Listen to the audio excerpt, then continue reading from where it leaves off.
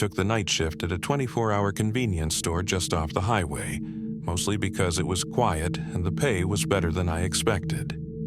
My manager, Ron, was this gruff guy who barely looked you in the eye.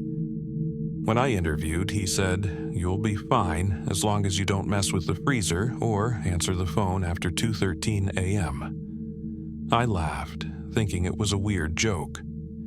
He didn't laugh back. The store itself felt off. The flickering lights I could blame on old wiring. But the temperature drops? That was harder to explain. Sometimes, in the snack aisle, you'd feel this cold brush on your arm, like someone just passed by. But there was never anyone there. The first real scare happened on my third night. I was restocking behind the counter when I heard the bell above the door chime.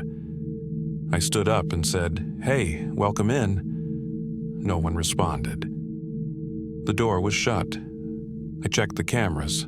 Nothing came through the door, but the bell had definitely rung. Later that night at 2:12 a.m., the store phone started ringing. I remembered Ron's warning and stared at it until it stopped. It rang again at exactly 2:13. Louder this time. 5 rings. Then it stopped.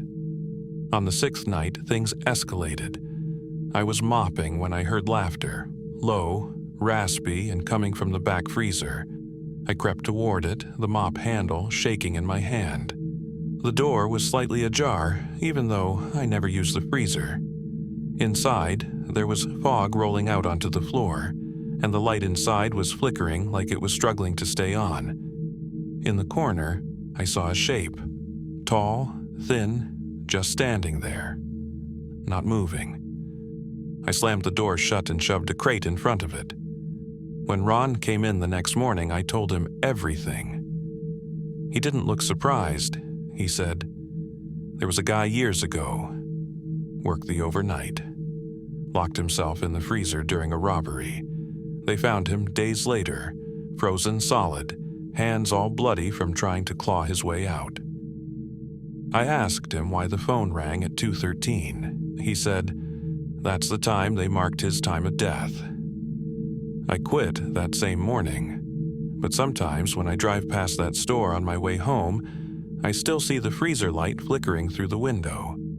And sometimes the doorbell chimes, even though no one's walking in.